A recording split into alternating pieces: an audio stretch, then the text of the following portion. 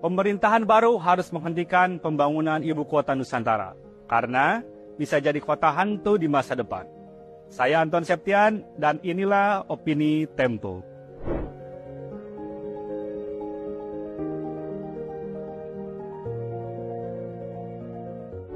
Mundurnya Bambang Susantono dan Doni Rahayu dari posisi kepala dan wakil kepala otorita ibu kota Nusantara membuka tabir kisruhnya pembangunan ibu kota negara. Kibang-kibut yang belakangan terungkap membuktikan buruknya perencanaan dan proses pembangunan kawasan itu. Tempo sejak awal menolak IKN karena gunungan persoalan yang melatarinya. Yang mendasar, partisipasi publik dalam kebijakan pemindahan ibu kota tersebut sangat minim. Sejak digaungkan Presiden Joko Widodo pada 2019, kajian pemerintah atas rencana tersebut tak pernah dibuka secara luas. Pemerintah juga tak memberi penjelasan memadai kenapa Penajam Pasir Utara di Kalimantan Timur yang dipilih sebagai ibu kota baru kecuali karena letaknya di tengah-tengah peta Indonesia. Ketidaklayakan proyek bisa dilihat misalnya dari aspek geologi lokasinya.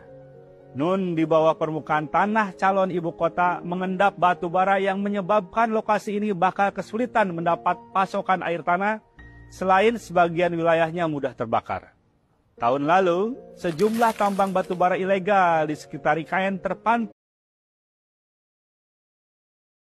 Kita dapat membayangkan bagaimana kalau kita sendiri yang hanya mempunyai putra satu-satunya dan anak satu-satunya rela menyembelihnya demi untuk menjalankan perintah Allah. Nabi Ibrahim dan putranya Nabi Ismail telah melaksanakan perintah itu dengan penuh ketaatan, penuh kerelaan, dan ketenangan, serta penuh penyerahan diri. Agama kita, agama Islam, menetapkan untuk menyembelih kurban binatang berupa hewan ternak, yaitu diantaranya domba, kambing, kerbau, sapi, atau unta. Yang dikurbankan adalah binatang. Ini mengandung setidaknya dua makna. Yang pertama, sifat-sifat kebinatangan yang terdapat dalam jiwa manusia harus dikorbankan dan disembelih. Dan yang kedua, jiwa dan perbuatan seseorang harus dilandasi dengan tauhid, iman, dan takwa. Sangat banyak sifat kebinatangan yang terdapat dalam diri manusia. Sifat seperti mementingkan diri sendiri, sifat sombong, sifat yang menganggap bahwa hanya dirinya dan golongannya lah yang selalu benar, serta sifat yang memperlakukan sesamanya atau selain golongannya sebagai mangsa atau musuh.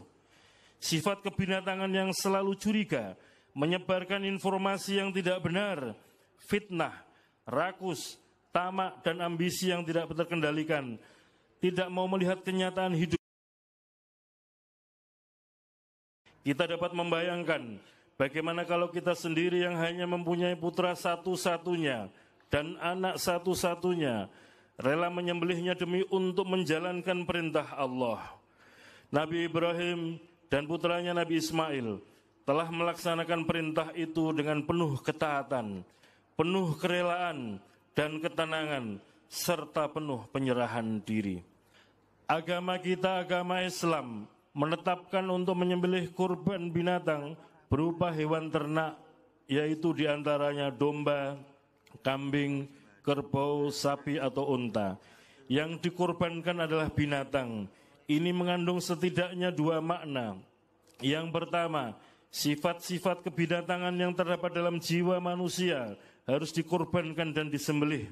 Dan yang kedua, jiwa dan perbuatan seseorang harus dilandasi dengan tauhid, iman, dan takwa. Sangat banyak sifat kebinatangan yang terdapat dalam diri manusia. Sifat seperti mementingkan diri sendiri, sifat sombong, sifat yang menganggap bahwa hanya dirinya dan golongannya lah yang selalu benar, serta sifat yang memperlakukan sesamanya atau selain golongannya sebagai mangsa atau musuh. Sifat kebinatangan yang selalu curiga, menyebarkan informasi yang tidak benar, fitnah, rakus, tamak, dan ambisi yang tidak terkendalikan, tidak mau melihat kenyataan hidup, tidak mempan diberi nasihat, tidak mampu mendengar teguran.